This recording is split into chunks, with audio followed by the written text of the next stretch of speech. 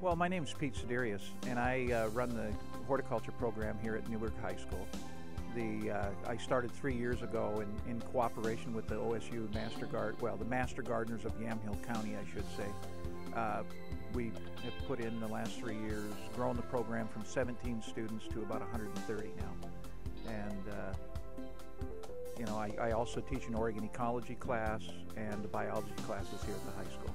And we're in those classes are involved in a lot of stream restoration work in the area, which we grow the plants for that here at the greenhouse. But every Mother's Day weekend, the Friday and Saturday before Mother's Day, we have a plant sale, and the following weekend also.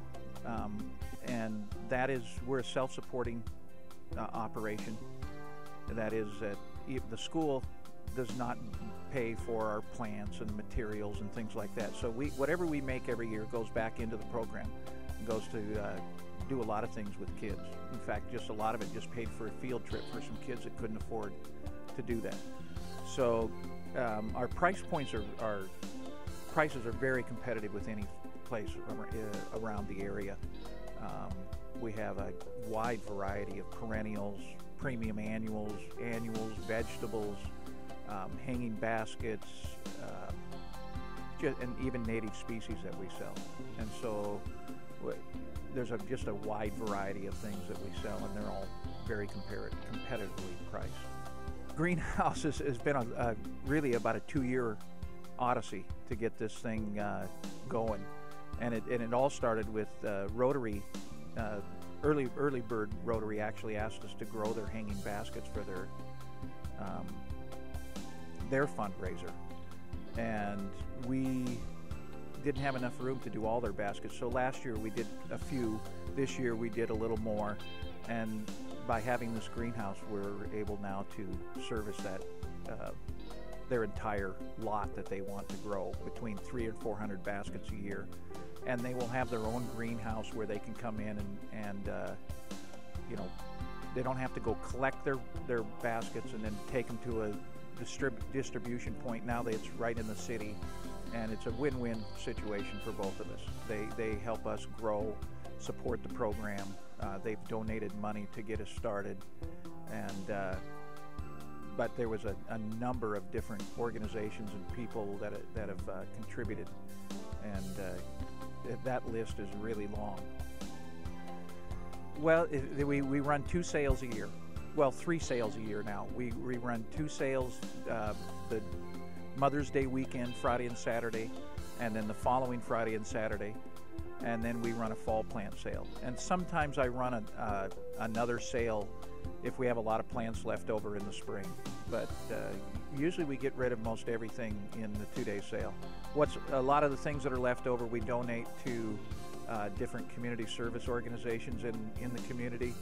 There's a couple different community gardens that we donate their leftover vegetables to, and so that's something that we can do for the community every year. We have two organizations that we do a tremendous amount of collaboration with. One is the city of Newberg, and we grow all the plants for their hanging baskets, the plantings that you see around town inside the boulevards, the Waterwise Garden, the kiosks there. Most of those plants in the city are now supplied by the greenhouse, and we have a nice cooperative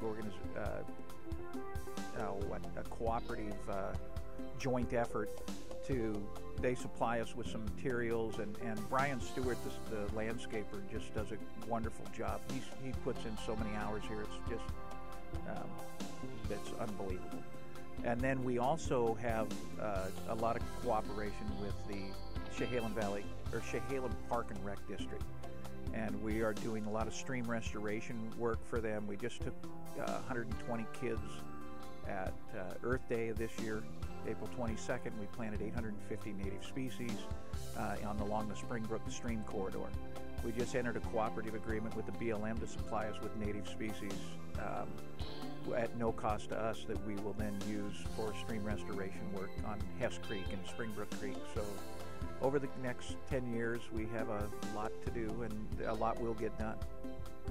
You know, the school district really, in order to make this greenhouse possible, we were it's actually about an $80,000 greenhouse, and we built it with only $20,000 of district money, which came out of the capital building fund in a tight budget era that was really tough to get.